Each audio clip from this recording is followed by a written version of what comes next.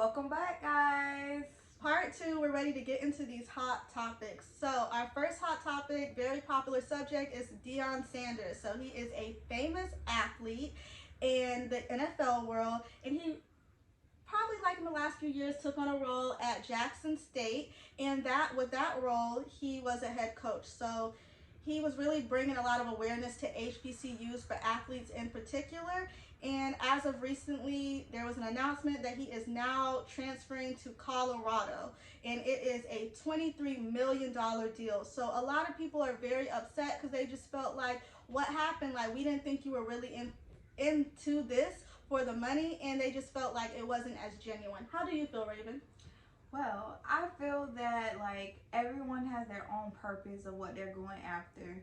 Me personally, I have did things in the community where I'm trying to give back and I don't want anything in return. Now, if someone was to offer me money to go to a different situation, it will make, people look at me different. But sometimes you never know what that person is going through and what they need the money for. So I'm all about getting the backstory of the whole situation, and that's really my point. What about you, Dami? Right. I think that I can't judge this situation off of saying it takes away from anything. I think he did an amazing job bringing awareness to HBCUs for athletes, and we can't just be quick to take away from someone's credit that they do deserve and say, okay, now this is different because now he's taking on a new job. All great things come to an end, and we commend you for the work you did do. Hopefully it's not the last. And I love the way you ended that, and that was respectfully done. Yes. So the next hot topic is about Brittany Grinder. How do you feel is that she is free? Yes, welcome home. I mean, I'm happy that she's home. Support Black women. We wanted you home. It was a very harsh punishment to send her in prison for, just an oil pen, but she does know the rules, and I'm glad that we made that switch. And I know a lot of people were upset saying it was a horrible switch, but what I do want people to realize is that the man that they did switch, he did a lot of his sentence, and although his punishment and crime was very more violent than Brittany's, I think Biden did what needed to be done. Okay, the next one is just giving a congratulations to Keke Palmer. Congratulations. She is expecting a little bundle of joy, and we are so excited for her and her boyfriend as they welcome their new child. So, I mean, what do you think is going to be, a boy or a girl? I don't know. Keke gives me boy mom. She gives me girl mom, but we're excited to see. Congrats. The next question, Raven, is, do you consider yourself a spiritual person, or are you religious, or are you a combination of both? So, I honestly think that I am spiritual and I am a religious person because I grew up in the church, and I literally went to church on Sunday, and I haven't been there all year, which God forbid that, but I do watch a lot of sermons, so the sermons inside of me. I have so much to talk about this because faith is something that it just lives inside of me, and I manifest everything that I want, and I kind of get it. So I appreciate that talent that God gives me. But I just want to say that I am a very spiritual person because I feel like it's having a relationship with God. And if you have a relationship with God, then you don't need to be in a congregation of a church. Now, did I go to church? Yes. Have I been to church? Yes. Have I been in a place? Yes. But have those same people deterred me from being able to be open with my spirituality in church? Yes. So that's something that I would want to say, it's the same people that is encouraging me to go to church has been the same people that pushed me away from church.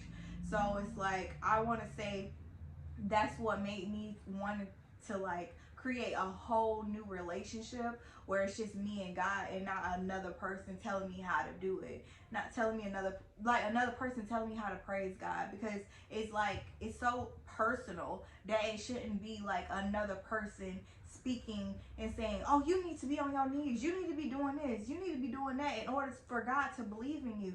But it's me and God have our own personal relationship, well, I trust him, I have faith in him, and it's like we're incredible together, and we have an incredible team.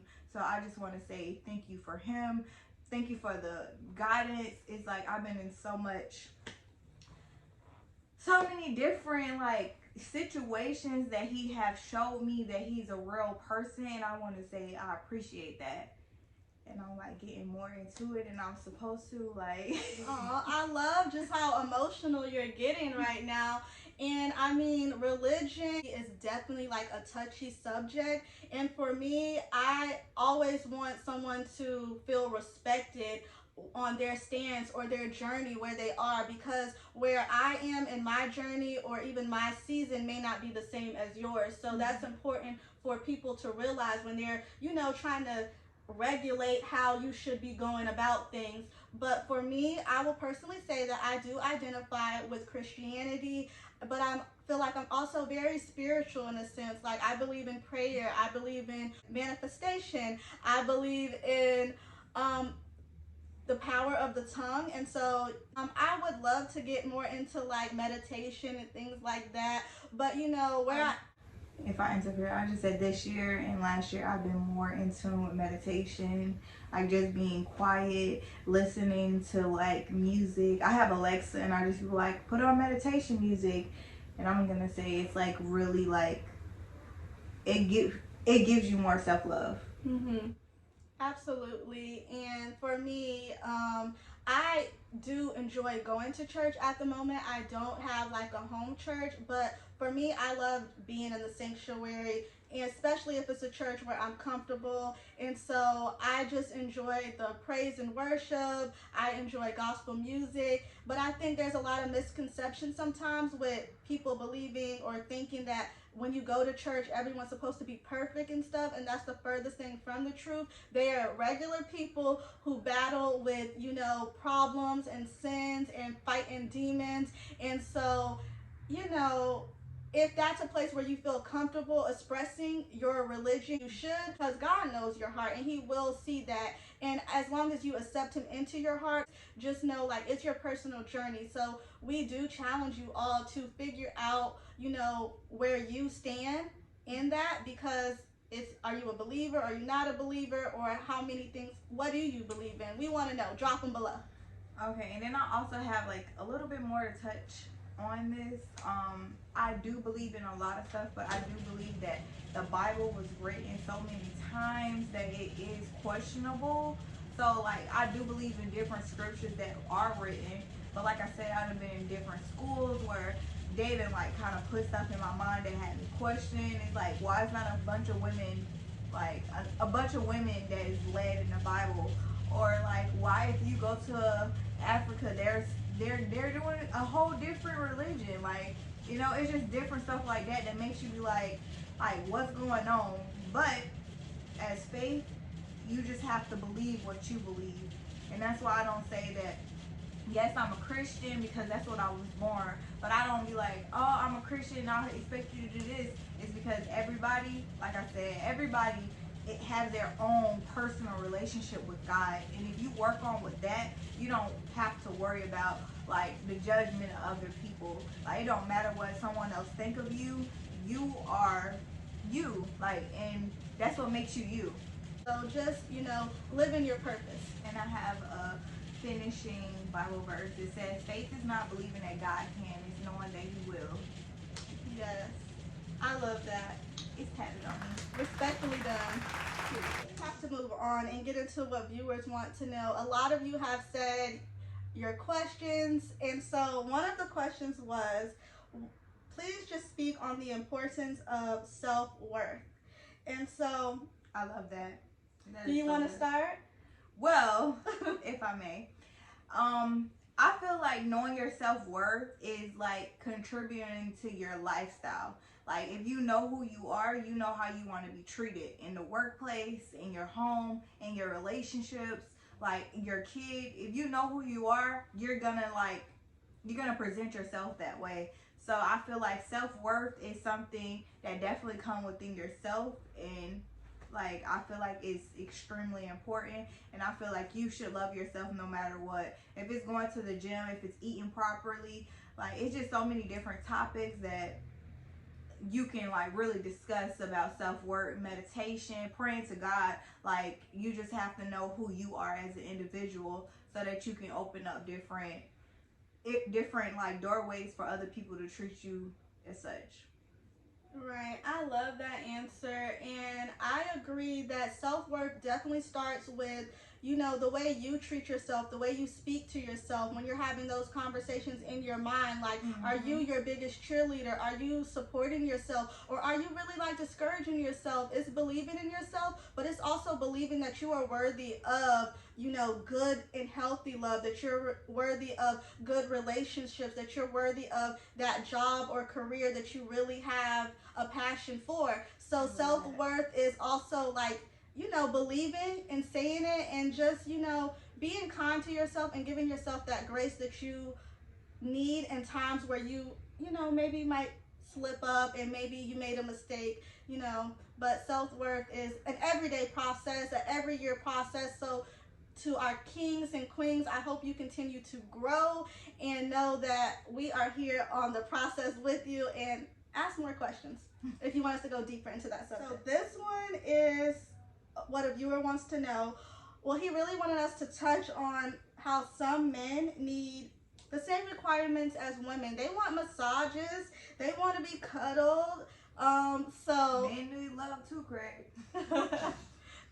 So that's funny. I think this topic is very important because, you know, sometimes us women, we do lack affection, or the love and romance is very one-sided. So I encourage women to definitely, you know, massage your man's back. Give him a foot rub as well. Start his bath water. I can't give you guys all my tea, but, you know, definitely open up your heart to showing more affection and not just receiving all the time. And I believe and I agree with everything you said. I feel like men need the most attention, because sometimes, like, you know, what we grew up from, we was babies, we was cuddled, we was loved, we was kissed. So like when we come to our partners, it was just like we're missing something. We want to be cooked for, we want to be catered to. So cater to your man, or somebody else will.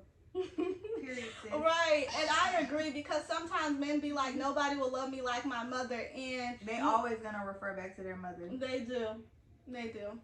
So the last one was, do we like the outcome of our first podcast? Well, how I feel about that, I want to say thank you so much for all the support that we got, all the feedback that we got, because I got tremendous DMs, tremendous thumbs up, likes, hearts, fire signs, and I just want to say thank you so much for watching. Thank you so much for supporting. Our viewers are important to us, and it's what keep us going. It's what made us want to do an episode 2. So if you like us, you love us, subscribe. Like, subscribe below. Telling you again, like and subscribe.